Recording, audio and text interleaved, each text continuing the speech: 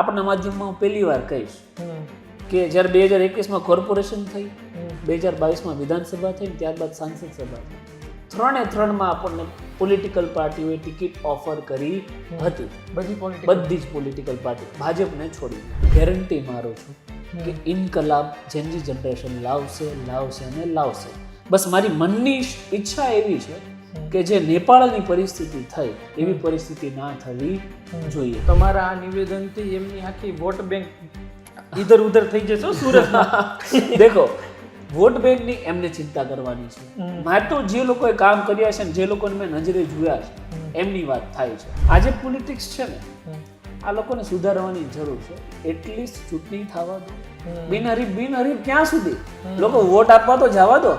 અને પછી જો એવું નો જ કરવું હોય તો પછી ચૂંટણી પ્રથા ગુજરાતમાં નાબૂદ કરવી. જેટલા 3-4 ટર્મથી જીતા છે ને એ બધા ગડા બુડિયાને ઘરે બેહાડી દેવાની જરૂર છે. એટલે તમે યુવાનોને તકતો આપો, એ જાય પછી એનો છોકરો આવે જેને પોલિટિકલના પીની નથી ખબર, એના છોકરાઓને ટિકિટ આપી છે. મને ખ્યાલ છે ત્યાં સુધી કોર્પોરેશન દારૂબંધી નથી ચલવાતી તો દારૂને લીગલાઇઝ કરવો. એટલે જે ઓલો પોટલી પીને મરે છે મરશે તો નહીં, જીવશે તો ખરી. કંઈક લીગલાઇઝ હશે તો સારો દારૂ તો પીએ. ટૂંકમાં હું કોઈ દારૂબંધી હટાવવાના પ્રોત્સાહિત કરવા બાબતે નથી, એક વસ્તુ યાદ રાખો. પરંતુ જે સરકારી ચોપડા પૂરતે નામ પૂરતી દારૂબંધી રાખી છે ને એને હટાવી દો. તમને એ ખબર છે કે આપણા ગુજરાતના કેટલા મંત્રીઓના દીકરા યુએસએ અને યુકે ભણે? એકવાર સર્ચ કરો.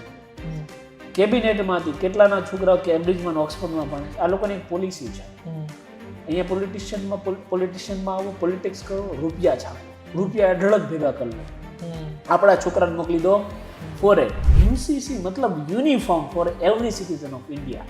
પછી કોઈ જ્ઞાતિનો હોય, કોઈ ધર્મનો હોય, કે એ શિડ્યુલ કાસ્ટનો હોય કે શિડ્યુલ ટ્રાઇબનો હોય, કોઈ ફરક પડતો નથી. તો આ પણ એક મૂર્ખ તર્ક છે કે તમે યુસીસી લાવીને જે હતું એનું કરો છો. ટૂંકમાં તમે ચડ્ડીના કલર ફેરવો તો ન્યુડિટી કવર ના થઈ જાય, તમારે પેન્ટ જ પહેરાવવું પડે. તો સીધી સાથે મતલબ એવો છે કે તમારે યુસીસી લાવવું છે તો એમાં એક્ઝમ્પશનનું કોઈ શક્યતા હોવી જોઈએ નહીં. નમસ્કાર મિત્રો, દેશનો વકીલ કેવો હોવો જોઈએ? તમે કહેશો કે કાયદાનો જાણકાર હોવો જોઈએ. સાચી વાત છે. દેશનો યુવાન કેવો હોવો જોઈએ? જનૂની હોવો જોઈએ. દેશની પરિસ્થિતિ સુધારે તેવો હોવો જોઈએ. ગુજરાતમાં છેલ્લા લાંબા સમયથી એક યુવા વકીલની, એક યુવાનની ચર્ચા ખૂબ થતી રહી છે. મુદ્દા બદલાતા રહે, વિવાદ બદલાતા રહે, પરંતુ એમણે પોતાનું સ્ટેન્ડ ક્લિયર રાખ્યું છે. તેઓ સંવિધાનની સાથે વર્ષોથી રહ્યા છે. આપણે તેમની સાથે વાત કરવી છે. નામ છે એડવોકેટ મેહુલ બોગરા. મેહુલભાઈ, આપનું સ્વાગત છે ગુજરાત તક પર. ધન્યવાદ. સુરત ફરી રહ્યા છીએ અમે, અને ખાસ કરી તમારી સાથે મુલાકાતના કારણો ઘણા છે. પહેલી વાત તો એ છે કે ચૂંટણીનો માહોલ ખૂબ જામ્યો છે. મહાનગરપાલિકાની ચૂંટણી છે, ફરી રહ્યા છે, ને વાત એ છે કે હવે રાજકારણમાં પણ યુવાઓની જરૂર છે. આપણે વાત કરતા રહ્યા છીએ, પણ મેહુલભાઈ કેમ ચૂંટણી નથી લડતા? ઘણા ખરા લોકોનો આ પ્રશ્ન છે. અને જ્યારે ઇલેક્શન આવે ને એટલે એક મુદ્દો તો ચર્ચાય છે કે તમે કઈ પાર્ટીમાંથી લડવાના છો. પણ સ્પષ્ટ કરી દો કે કેમ કે રાષ્ટ્રપ્રેમ છે અને 1000 વાર કીધું છે કે સિસ્ટમમાં ના જાઓ ત્યાં સુધી સિસ્ટમ ક્યારે સુધરે નહીં. પરંતુ હાલ જે રાષ્ટ્રપ્રેમ છે અને રાષ્ટ્રપ્રેમ માટે જે કામ કરવા છે એ સિસ્ટમમાં આવ્યા વગર થઈ શકે એમ નથી. પણ રાજકારણને એક દિલમાં દબાવીને રાખ્યું છે. રીઝન પણ એવું છે કે અત્યારે રાજકારણમાં બેરિયર બહુ જાજા છે. પોલિટિક્સ કહેવાય ને તો પોલિટિક્સ નથી, ડર્ટી પોલિટિક્સ છે. કે પાર્ટીમાં જોડાઓ તો સ્વતંત્રતાથી કામ ના કરી શકો, પણ ગુલામી પહેલા કરવાની. ઉપરથી ફોન આવી જાય કે તમારે હું કરવાનું છે ને હું નથી કરવાનું. એમાં કરવાનું હું છે એની માટે ફોન આવે એનો વાંધો નહીં, પણ કેટલું કામ નથી કરવાનું ને એનું પહેલા ફોન આવે. તો જે ઈમાનદારીથી જે શિક્ષણ માટે, જે આરોગ્ય માટે રાજકારણ કરવું જોઈએ, રાજકારણ હાલ ગુજરાતમાં શક્ય નથી. આવું મારું અંગત માનવું છે અને જે લોકોને પણ ખ્યાલ છે. એટલા માટે આપણે રાજકારણમાં હાલ ઉતર્યા નથી. દર્શક મિત્રોને ખાસ જણાવીશ કે અમે મેહુલભાઈની ઓફિસમાં બેઠા છીએ, અને જ્યારે અમે મેહુલભાઈની ઓફિસમાં એન્ટ્રી લીધી, અંદર આવ્યા, તો અંદર અમને ખૂબ આશ્ચર્ય થયું. કારણ કે વકીલની ઓફિસ હોય તો આપણે અલગ અલગ બુક્સ જોઈએ, પરંતુ શહીદ ભગતસિંહ, સુખદેવ અને રાજગુરુનો ફોટો હતો, ઇન્કલાબ જિંદાબાદનો નારો હતો. એમની સાથે જ વાત કરીએ તો ઇન્કલાબ ક્યાંથી આવશે? તમારી જેવા લોકો ચૂંટણી નહીં લડે તો પછી ક્યાંથી ઇન્કલાબ આવશે? દેખો ઇન્કલાબ જિંદાબાદ અને બહાર જે તમે ફોટો જોયો ભગતસિંહ સુખદેવ રાજગુરુનો, તો એક ઇન્સ્પિરેશન છે ને. ઘણા વાર આપણે એવું વિચાર્યું ને કે ભાઈ કંઈક કામ કરીએ, કંઈક સાહસભર્યું કામ કરવા જઈએ, તો આપણે જનરલી એવું વિચારીએ કે કંઈક થશે તો. પરિવાર એવું વિચારે કે ભાઈ તને ક્યાં લપ કરવાનું કીધું તું, તને કંઈક થશે તો શું થશે. પરંતુ કહેવાય ને કે જીવન છે ને એમાં ડેથ છે ને એ સર્ટેન છે, કે નક્કી નથી મોત ક્યારે આવે, પરંતુ તમારા વિચારો છે ને એ હંમેશા જીવતા રહે છે. અને એ જ આપણું ઇન્સ્પિરેશન છે. એટલે ઓફિસમાં જેવો કોઈ વ્યક્તિ આવે એટલે પહેલા એ ઇન્સ્પિરેશન જ દેખાય. મારું પોતાનું ઇન્સ્પિરેશન છે કે મેહુલ બોગરા કાલ હશે કે ના હોય, પણ એની આઈડિયોલોજી, એના વિચારો એ હરેક યુવાનના દિલમાં ધબકતા રહેવા જોઈએ. એ દેશદાજ આપણામાં હોવી જોઈએ. અને રહી કઈ વાત ઇન્કલાબની, તો ઇન્કલાબ તો ત્યારેય હતો, આજે પણ છે. મેહુલ બોગરા છે તો પણ છે, અને મેહુલ બોગરા નહીં હોય તો પણ ઇન્કલાબ તો રહેશે. કેમ કે ઇન્કલાબ રહી છે ને ત્યારે જ રાષ્ટ્રપ્રેમ રહી, રાષ્ટ્રનું નિર્માણ થાય, દેશદાજ રહી. અમારામાં પણ ઇન્કલાબ છે, ભરીને પડ્યો છે. પરંતુ જ્યારે વાત પોલિટિક્સની આવે ને ત્યારે કોઈ ના કોઈ જગ્યાએ એવું થાય કે એ પોલિટિક્સ કરીને શું ફાયદો છે, કે જે પોલિટિક્સ ઇઝ ઇક્વલ ટુ પૈસા જ હોય. રાજકારણ એ પૈસા કમાવા માટે થોડી છે. હું વકીલાત કરું છું, હું મારું સર્વાઈવલ કરી લઉં છું, હું રૂપિયા કમાઈ લઉં છું, તો મારે કોઈ પોલિટિક્સ કરવાની જરૂર નથી. પોલિટિક્સ કરવું છે તો ઈમાનદારીનું પોલિટિક્સ કરવું છે, કે મારા દેશના બાળકોને શિક્ષણ કઈ રીતે મફતમાં મળે, વડીલોને આરોગ્ય કઈ રીતે મફતમાં મળે. આવું પોલિટિક્સ થતું હોય તો આપણને પોલિટિક્સ કરવામાં કોઈ ઇન્ટરેસ્ટ છે. પણ તો હાલ આપણને આવું કોઈ પોલિટિક્સ દેખાતું નથી. હાલ તો પોલિટિક્સ આપણને કેવું દેખાય, તો કે ખરીદ વેચાણ કરો. આમ આદમી પાર્ટી આ શિક્ષણ અને આરોગ્યની વાત બહુ કરે. હા, આમ આદમી પાર્ટી શિક્ષણ અને આરોગ્યની વાત કરે છે, પણ એ માત્ર વોટ લેવા માટે. વોટ લીધા પછી કઈ જગ્યાએ શિક્ષણ ને આરોગ્ય આપ્યા છે, આ મુખ્ય મુદ્દો છે. રહી વાત દિલ્હીના એ લોકો પ્રાથમિક અને અથવા મોહલ્લા ક્લિનિકની વાત કરે તો અહીંયા પ્રાથમિક આરોગ્ય કેન્દ્ર છે જ, કોઈ મોટી ધાડ નથી મારતી. વાત એવી છે કે મફત એટલે સદંતર મફત. બરાબર, ગુજરાતમાં આપણે આરટીઈની જોગવાઈ છે જ, તો આ લોકો એડમિશન આપે જ તે પ્રાઇવેટ સ્કૂલની અંદર. પરંતુ પ્રાઇવેટ સ્કૂલોનું જ નેશનલાઇઝેશન કરો, રાષ્ટ્રીયકરણ કરો, કે હરેક બાળકને, એ પછી અમીર કરોડપતિનો હોય તોય ભલે, ગરીબ ઝૂંપડામાં રહેતો હોય તોય ભલે, એક સામાન્ય એક સરખી સ્કૂલમાં ભણશે, એક સરખું શિક્ષણ લેશે, બધાને ઇક્વાલિટી મળે. જે આ આઈડિયોલોજી છે ને એ આપણે જોઈએ છે. વોટ બેંક માટે ખાલી તમે આરોગ્ય શિક્ષણની વાતો કરે એ તો હરેક વ્યક્તિ વાતો કરે જ છે. અને અહીંયા કોર્પોરેશન હતું ને 2021માં, ત્યારે બહુ બધી વાતો થઈ ઈમાનદારી રાજકારણ વાળી. આપણે કોઈ પાર્ટી પોલિટિક્સ સાથે લેવા દેવા જ નથી. એટલે કહું છું કે 2021ની અંદર 27 કોર્પોરેટરો સુરતમાંથી જીત્યા આમ આદમી પાર્ટીમાંથી. વાત હતી ઈમાનદારીની, શિક્ષણની, આરોગ્યની. પણ ચૂંટાયા પછી એમને સુરતની જનતાને શું આપ્યું? કરપ્શન, ભ્રષ્ટાચાર. ઈમાનદારીની વાત દેખો, ખબર છે ને કે આ લોકો ભ્રષ્ટાચારી છે, એ ચૂંટાય ને એ ભ્રષ્ટાચાર કરે, જનતાને એટલું દુઃખ નહીં લાગે. પરંતુ તમે જ્યારે ઈમાનદારીનું મોડેલ લઈને આવો છો અને ત્યારબાદ ઈમાનદારીની વાતો કરી અને બેઈમાની કરશો ને તો જનતા તમને ફેંકી દેશે. તમારા આ નિવેદનથી એમની આખી વોટ બેંક ઇધર ઉધર થઈ જશે સુરતમાં. દેખો, વોટ બેંકની એમને ચિંતા કરવાની છે. મારે તો જે લોકોએ કામ કર્યા છે ને જે લોકોને મેં નજરે જોયા છે એમની વાત થાય છે. તમને કોર્પોરેટર બનાવ્યા પછી તમે લોકો બાંધકામની અરજીઓ નાખ્યા કરો, કોઈકને બાંધકામ કરવું હોય તમને કોર્પોરેટર તરીકે રૂપિયા દેવા આવવા પડતા હોય, તો શેની ઈમાનદારીની રાજકારણ? તમે કયા રાજકારણની વાત કરો છો? એ 21 ચૂંટાય એમાંથી બધા એવા જ છે એવું નથી કહેતો, પરંતુ ઘણા બધા એવા છે કે જેણે રૂપિયા જ બનાવ્યા છે. અને દેખો, હવે તો કોઈ કેમ કહેશે કે ભાજપમાં કયા કોઈ સારું છે, એટલે લોકોને તો ખબર જ છે, એટલે તો તમને મોકો આપે છે. સમજો, તમે એ વાત કરી હતી કે અમે ઈમાનદારીની રાજનીતિ કરશું, તો તમને મોકો આપ્યો તો તમે એમાં સક્સેસફુલ ગયા નથી. તો બસ આ જ વસ્તુ છે, કોઈ પોલિટિકલ પાર્ટી ના જોઈન કરવાનો.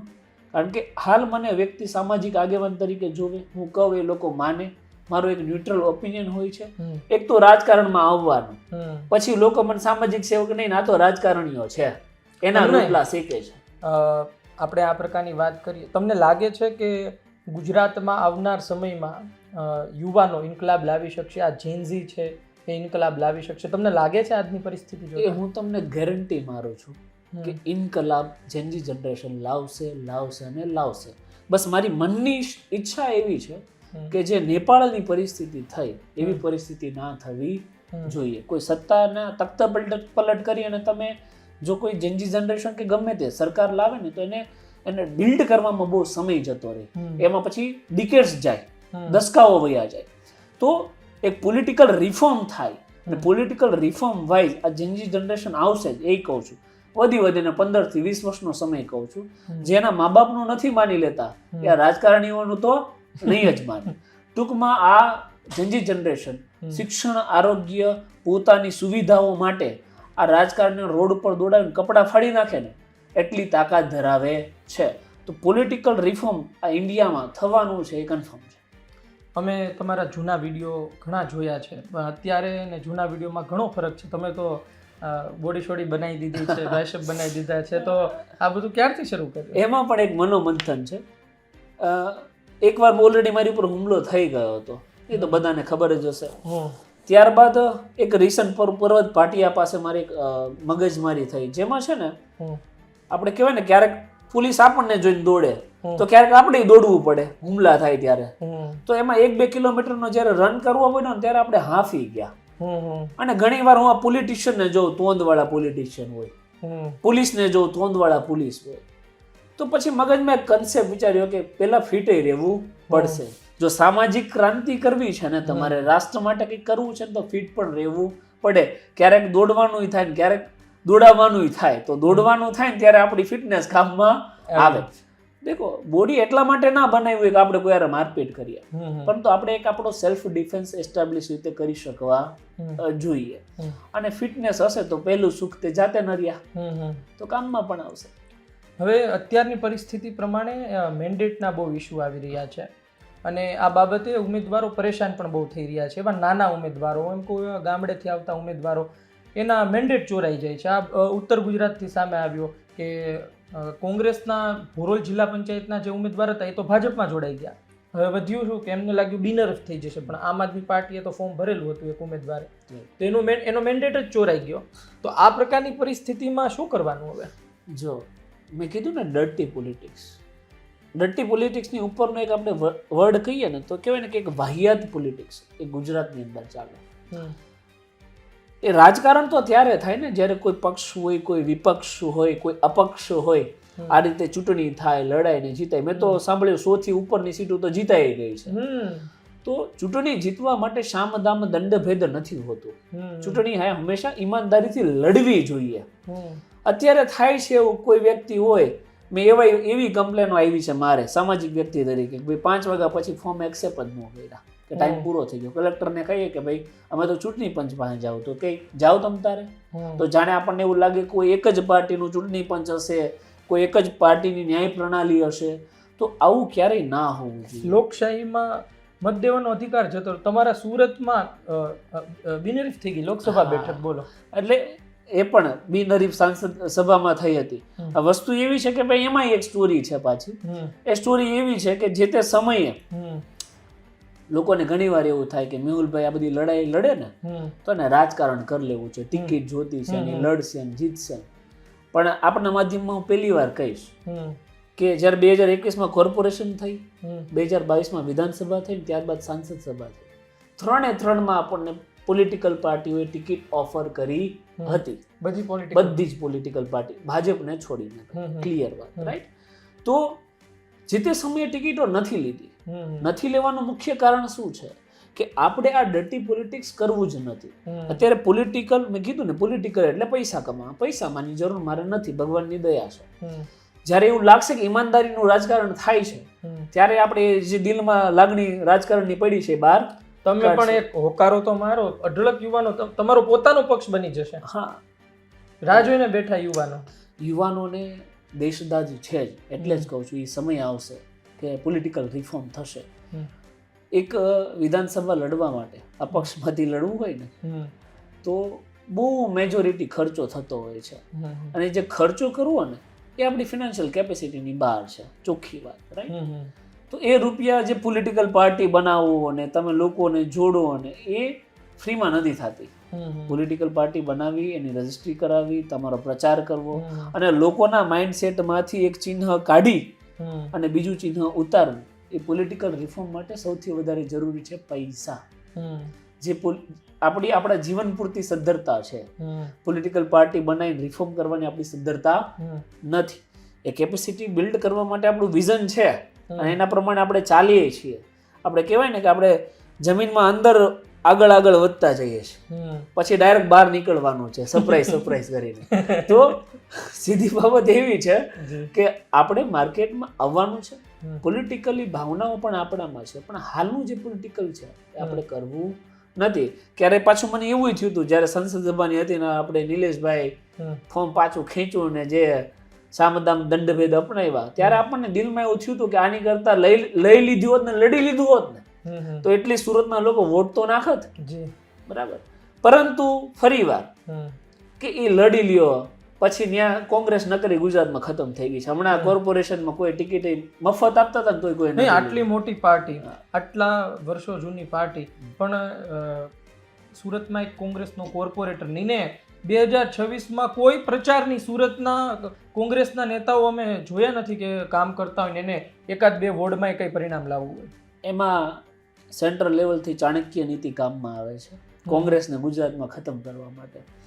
આપણે કોઈ પોલિટિકલ પાર્ટીના નથી, પરંતુ રાજકારણમાં હું ના હોવું જોઈએ. જો વિપક્ષ નથી ને ગુજરાતની જનતા બહુ અત્યંત હેરાન થશે. કારણ કે તમારો અવાજ કોણ બનશે? તમારા 2-5 લોકો જે સોશિયલી કામ કરે છે એ તમારો અવાજ ઉઠાવ્યા કરશે? નહીં. અમારી એક કેપેસિટી છે, અમારે ઘર પરિવાર છે, વકાલત છે, કેટલું કરવાના. તો ગુજરાતની જનતાને જો પોતાનો અવાજ ઉઠાવવો છે ને તો વિપક્ષ જોશે અને જોશે. પણ હવે તો હાલ જે પોલિટિક્સ થાય છે ને, 1 મિનિટ આપજો, હાલ જે પોલિટિક્સ થાય છે ને એ વિપક્ષને ખતમ કરવાનું પોલિટિક્સ ઓલમોસ્ટ ખતમ તો થઈ ગયું. સક્સેસફુલ ચાણક્ય નીતિમાં તમે સક્સેસફુલ કરી અને તમે શું મેળવી લીધું? તો કે રાજકારણ જ ખતમ કરી દીધું. અત્યારે કોંગ્રેસની કોઈ ટિકિટ લેવા રાજી નથી. આમ આદમી પાર્ટીની ટિકિટો લેવાય છે, પણ હવે એ કોની એ ટીમ છે ને કોની બી ટીમ છે એ ભગવાન જાણે. પણ વાત એવી છે કે જો વિપક્ષ જ નહીં હોય તો જનતા માટે લડશે કોણ? કોઈ વ્યક્તિ ચૂંટાય, આમાં લોકોની ભૂલ નથી. આ યાદ રાખજો કે લોકો ક્યારેક મત આપે કે ભાઈ ચાલો આજે આને મત આપીએ, આને જીતાડીએ. તો જીતાડ્યા પછી એ ચાલો પૈસા લઈને બીજી પાર્ટીમાં જોડાઈએ, એને ખરીદી લે. તો એક એથિકલ પોલિટિક્સ ક્યાં છે? તો કે ક્યાંય નથી. જ્યારે પણ કોઈ વ્યક્તિ ખરીદે છે ને, કોઈ પણ પાર્ટી હોય, માની લો કે ભાજપ ખરીદે છે, તો એ કોઈ વ્યક્તિને ખરીદતી નથી, લોકશાહીનું હનન કરે છે, લોકશાહીની પ્યોર હત્યા કરે છે. તમે જેટલા પણ લોકો એને વિશ્વાસ કરીને વોટ આપ્યો છે ને એ બધાનું મર્ડર કરો છો, બધાના વિશ્વાસનું મર્ડર કરો છો. પણ લોકો તેને એવું કહે છે કે માસ્ટર સ્ટ્રોક મારો ખેલ પાડી દીધો. એ ખેલ પાડી દીધો એ રાજકારણનો ખેલ નથી પાડ્યો, એ જનતાના વિશ્વાસનો ખેલ પાડી દીધો. ટૂંકમાં આજે પોલિટિક્સ છે ને આ લોકોને સુધારવાની જરૂર છે. એટલીસ્ટ ચૂંટણી થવા દો. બિનહરીફ ક્યાં સુધી? લોકો વોટ આપવા તો જવા દો.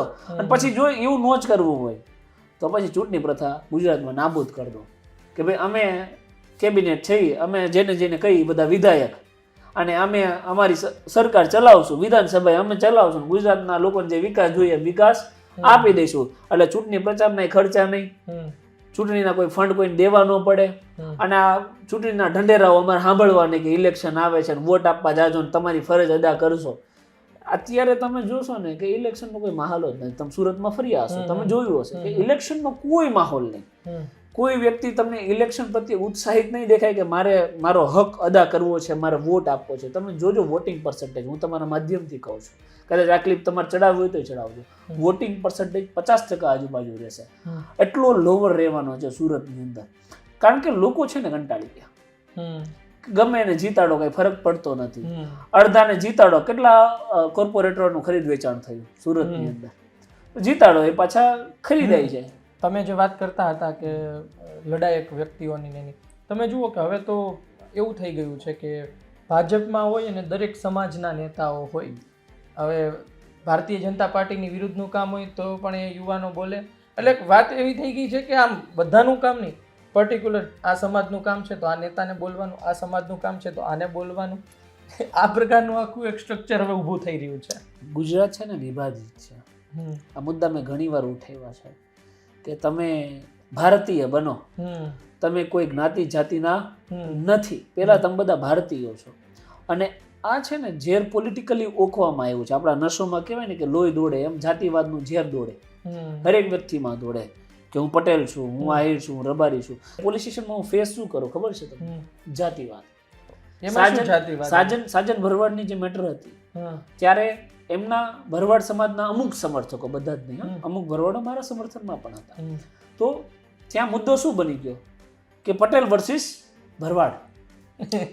પર્વત પાટી અમારે મેટર થઈ તો હું પોલીસ સ્ટેશનમાં હતો.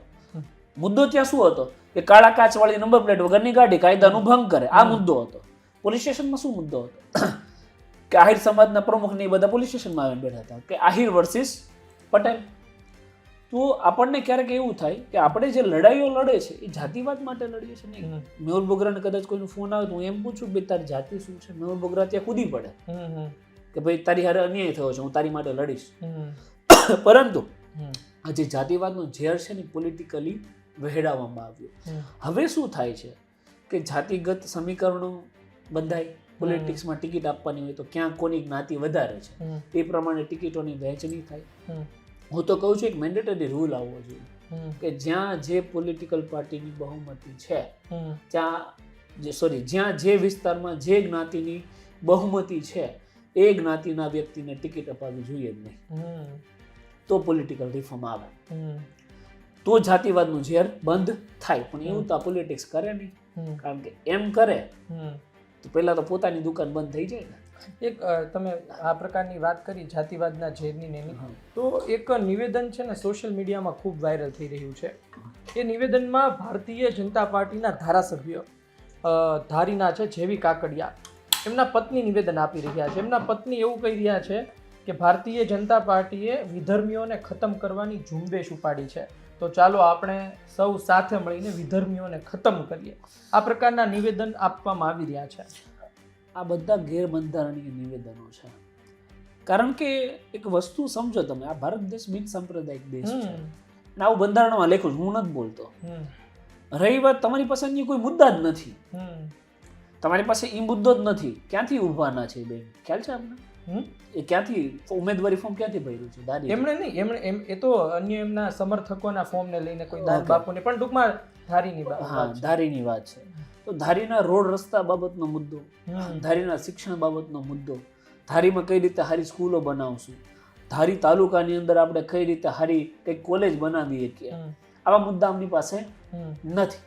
એટલે આમની પાસે શું મુદ્દો આવશે કે ભાઈ હિન્દુ મુસલમાન કરો, જ્ઞાતિ જાતિ કરો. પેલા હિન્દુ મુસલમાનમાં ન પહોંચીએ કે પછી જ્ઞાતિ જાતિ ઉપર આવશે. ઈ કરી અને વોટ બેંક ખંખેર અને લોકો પણ પાછા એમાં આવી જાય છે. એટલે પોલિટિકલી આ લોકોની જે માઇન્ડેડ છે આપણા સિનારીઓની અંદર, એ આ લોકોની સક્સેસફુલ પણ જાય છે. એટલે આ લોકો એ પ્રમાણે જ પોલિટિક્સ કરે. હવે એક સવાલ મને ખૂબ થાય, કારણ કે તમે જુઓ કે તમારે ત્યાં મેં તસવીર જોઈને ભગતસિંહ, એટલે હું તમને પૂછી લઉં.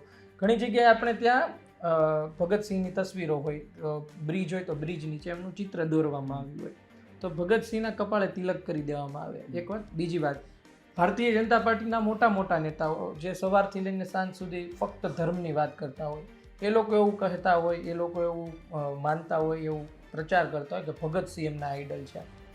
શું આજની તારીખે પબ્લિકને ખબર છે કે ભગતસિંહ એક નાસ્તિક વ્યક્તિ હતા અને છેલ્લી ઘડી સુધી એમણે એનું પાલન કર્યું? ભગતસિંહ નાસ્તિક હતા, એનો પણ એક આખો લેખ છે, જેલ ડાયરી વાંચશો તો તમને આઈડિયા આવશે.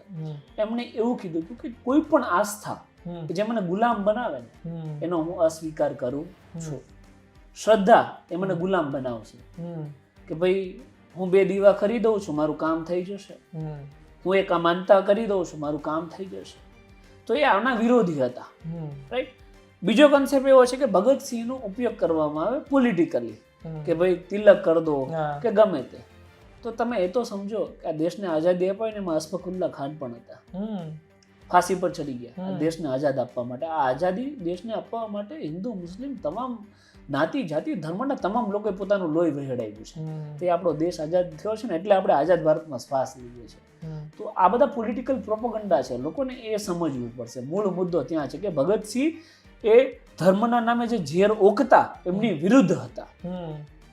તો બાળ ગંગાધર તિલકે, તમે એક વસ્તુ યાદ રાખજો કે જો ભારત દેશને આઝાદ થવું હોય ને તો હિન્દુ મુસ્લિમને એક થવું બહુ જરૂરી હતું. તો સૌથી પહેલી ગણેશ સ્થાપના એને કરી હતી. શા માટે? કે હિન્દુ મુસલમાન જે અલગ અલગ હતા એ લોકોને એક કરે અને બંને એકજૂથ થઈ અને અંગ્રેજો સામે લડે. અને એ બંને એકજૂથ થઈને અંગ્રેજો સામે લડ્યા ને એટલે ભારત દેશ આઝાદ છે. પણ આ લોકોને મૂર્ખ લોકોને કઈ રીતે સમજાવવું? હા, ટેરરિઝમ છે, એની માટે સરકારો આવડી મોટી ડેકોરેશન માટે છે, BSF આવડું મોટું ડેકોરેશન માટે છે, ઇન્ડિયન ઇન્ટેલિજન્સ ડેકોરેશન માટે, ડેકોરેશન માટે છે. આટલી બધી સંસ્થાઓ છે, આટલા બધા ટેક્સના કરોડો રૂપિયા તમે આપો છો, તો ટેરરિઝમને કંટ્રોલ કરે, એ જ એમનું કામ છે. પરંતુ એનો ઉપયોગ તમે વોટ બેંક માટે ના કરી શકો, જે હાલ થાય છે. હવે આપણે આજના યુવાઓની પણ વાત કરતા હોઈએ તો હવે તો વાત લગ્ન ઉપર ચાલી રહી છે. કોણ કોની સાથે લગ્ન કરશે? આપણે વાત કરી હતી આ પહેલા પણ, તમે એ પણ કહ્યું હતું કે માતા પિતા તો જન્મ આપશે, બાળક કઈ રીતનું જીવન જીવશે, કોની સાથે જીવન જીવશે એ તો બાળક પોતે નક્કી કરશે. પણ એવા મુદ્દા ચાલે ગુજરાતમાં કે આની સાથે લગ્ન કરે છે, આને આની સાથે લગ્ન ન કરો. જો હવે પહેલા 2 લગ્ન કરી લીધા, એની સિવાયના અન્ય લોકો ઘણું કરશે અને અંતે ઘણી વખત તો દબાણમાં આવીને બહેનો પાછા માઇન્ડ ડાયવર્ટ કરવાનો, સેન્ટિમેન્ટનો ઉપયોગ કરવાનો. સેન્ટિમેન્ટ એટલે શું? કે આપણા માતા પિતાને બધા કલ્ચરલ છે, ફેમિલી બેકગ્રાઉન્ડમાં જોડાય. આપણે બધા લોકો સામાજિક. આપણે અમેરિકા જેવું તો નથી 18 વર્ષ ઉપરનો છોકરો થઈ જાય ઘર મૂકીને વયો જાય, એવું નથી. આપણે બધા જોડાયેલા. અને આ સેન્ટિમેન્ટ ઇન્ડિયન પોલિટિશિયનને ખબર છે કે ગુજરાતની અંદર કયા સેન્ટિમેન્ટ ચાલે. તો એમને કયા સેન્ટિમેન્ટ ઉપાડ્યા કે દીકરીઓ ભાગી જાય છે, એની માટે લોલીપોપ સ્વરૂપમાં એક કાયદો આપ્યો, જે તમને બધાને સમજાવી દઉં. હકીકતમાં સરકારને શું વિચારવું જોઈએ? યુગલો ભાગીને લગ્ન કરશે કે નહીં એ નહીં. યુગલો ભાગીને લગ્ન કરે કે અરેન્જ મેરેજ કરે, પછી જેના સંતાનો થાય ને એ સંતાનોને શિક્ષણ ક્યાં આપવાનું, એ સંતાનોને આરોગ્ય ક્યાં આપવાની, એ બહેનો છે એ બહેનોને કદાચ કોઈ એવો બાપ હોય જે લગ્નનો ખર્ચો ન ઉઠાવી શકતું હોય તો એમને ટૂંકમાં લગ્ન કઈ રીતે કરાવી શકે એની માટે પ્રોત્સાહિત કરવા, આ બધું કામ સરકારોનું હકીકતમાં હોય છે. પણ આ કામ નહીં થાય કે ભવિષ્યમાં એમના સંતાનો થાય એમની માટે સરકારો શું કરશે? પોલિટિશિયનનો એક જ ઇન્ટરેસ્ટ છે, વોટ બેંક માટે આ બધા મુદ્દા લાવો, સેન્ટિમેન્ટનો ઉપયોગ કરો, ધર્મમાં વિભાજિત કરો. એકવાર વોટ બેંક આવી ગઈ, 4 વર્ષની 5 વર્ષની ટર્મ હોય, એમાં 4 વર્ષ એને કામ કરવાનું હોય, માત્ર કરપ્શન, રૂપિયા છાપવાનું. અને આટલો રૂપિયો છાપશે ધાર્મિકભાઈ કે 7 પેઢી નહીં એની 70 પેઢી તરી જાય. આટલો રૂપિયો આ લોકો 4 વર્ષની અંદર છાપી દેશે. પછી 5મા વર્ષે પાછા ચૂંટણી પ્રચારમાં જોડાશે. કેમ? કેમ કે પોતાની ટિકિટ કન્ફર્મ કરાવવી હોય, ફરી વાર લડવું હોય. હું તો કહું છું કે જેટલા 3-4 ટર્મથી જીતા છે ને એ બધા ગડા બુડિયાને ઘરે બેહાડ દેવાની જરૂર છે. એટલે તમે યુવાનોને તકતો આપો, એ જાય પછી એનો છોકરો આવે જેને પોલિટિકલના પીની નથી ખબર, એના છોકરાઓને ટિકિટ આપી છે, મને ખ્યાલ છે ત્યાં સુધી કોર્પોરેશનની અંદર.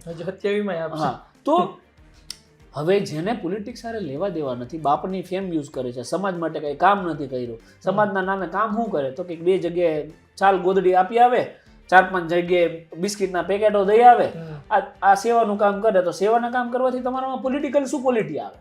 કઈ ક્વોલિટી ના આવે? તમે દેશ માટે શું કરી શકો તો કે કાંઈ ના કરી શકો. તમે એક જ વસ્તુ કરી શકો, તમારા બાપનો ફેમ ઉપયોગ કરી પોલિટિક્સમાં આવો, પોલિટિક્સમાં આવ્યા પછી રૂપિયો છાપો ને રૂપિયો ઘરે લઈ જાઓ, અને એમાં ધરાવ તો થતો જ નથી. મેહુલભાઈ, એક પ્રશ્ન બહુ બધા લોકોનો હોય છે.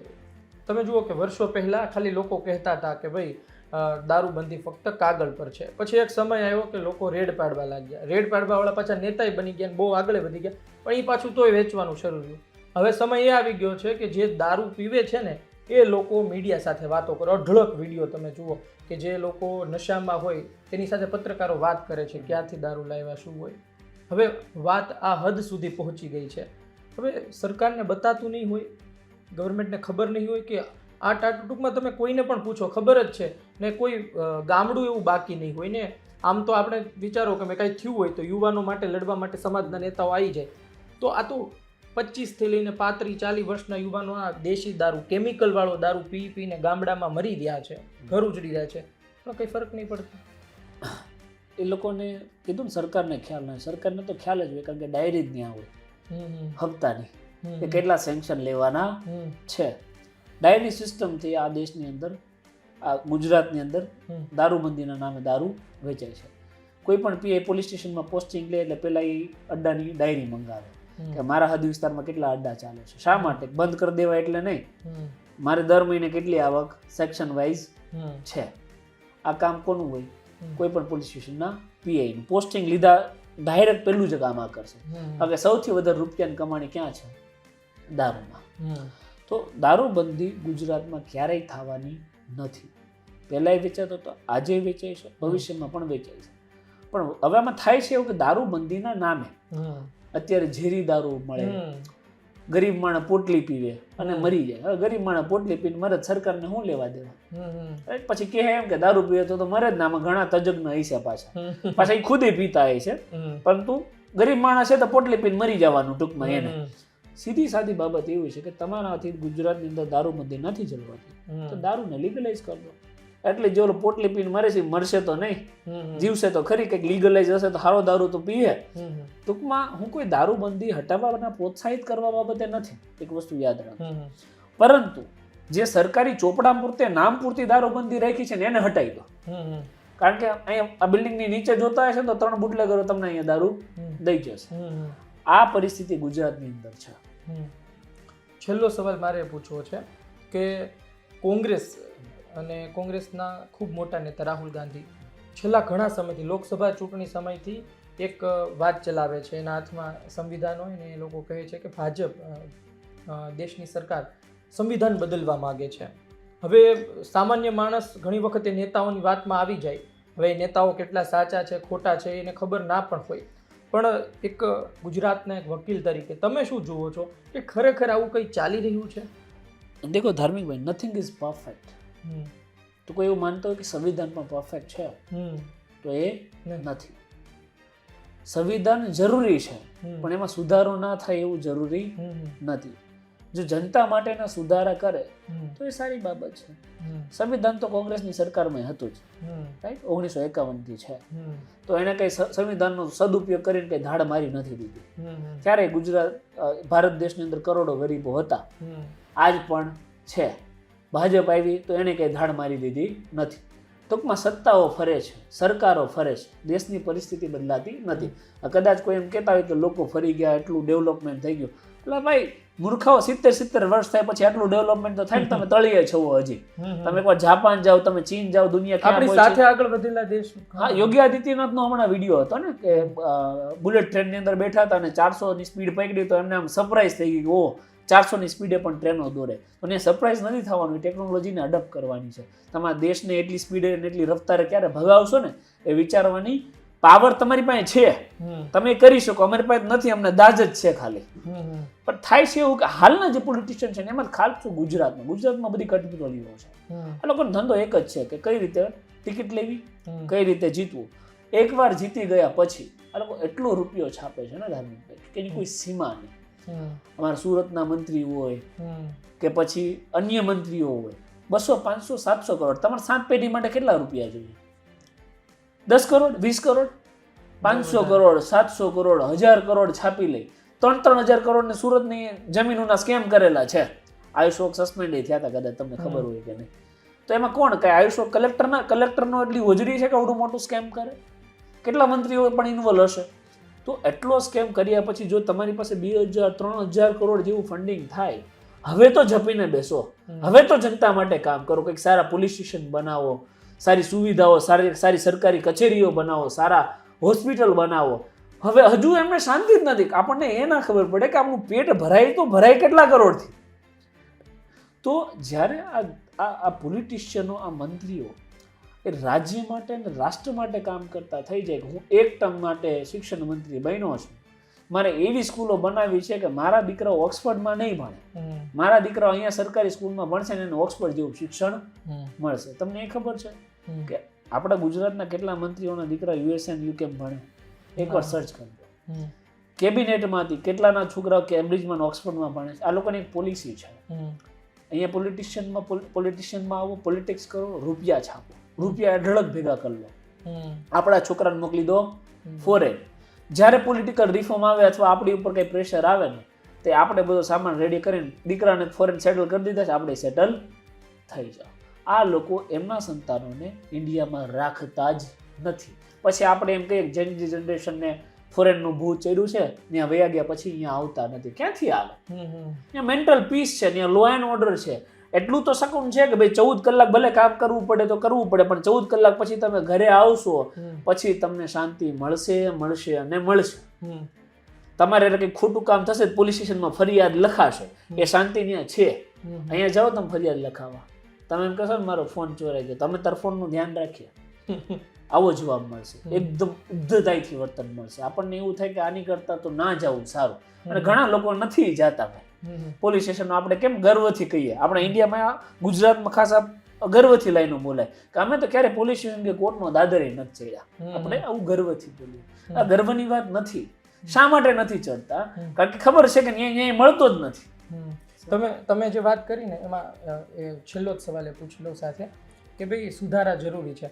તમે જુઓ કે UCC આવ્યું, યુનિફોર્મ સિવિલ કોડ આવ્યું, તો એમાં મુસ્લિમ સમાજના લોકોને પણ આવરી લેવામાં આવ્યા. તો એમના દ્વારા પણ એટલો બધો વિરોધ થયો હતો, એટલે મને લાગે ઘણા અંશે લોકોએ એમને સ્વીકાર્યું. પણ એમાં જે લગ્નની વાત છે, જેમાં હિન્દુમાં પણ છે કે ભાઈ એકથી વધુ લગ્નની વાત, તો આમાંથી આદિવાસી સમાજને બાકાત આદિવાસી સમાજ માફ કરે, પણ વાત એ છે મારે એ મહિલાઓની વાત કરવી છે, દીકરીઓની વાત કરવી છે કે જે આદિવાસી સમાજમાં છે અને એમના લગ્ન થયા હોય છે અને અમુક સમય પછી એમના પતિ બીજા લગ્ન કરી લે છે. તમે જુઓ કે આદિવાસી સમાજ માટે પેસા એક્ટ હોય, અનુસૂચિ 5 હોય, બધાને સલામ છે. પણ એમનું શું કે જે પણ ઈચ્છે છે કે હિન્દુ મુસ્લિમ તમામની જેમ એમને પણ એક જ પત્ની વાળો તમે UCC લાવો અને એમાં એક્ઝમ્પશન રાખો કે આ સમાજ આમાંથી બાકાત, તો UCC નો કોઈ મતલબ નથી.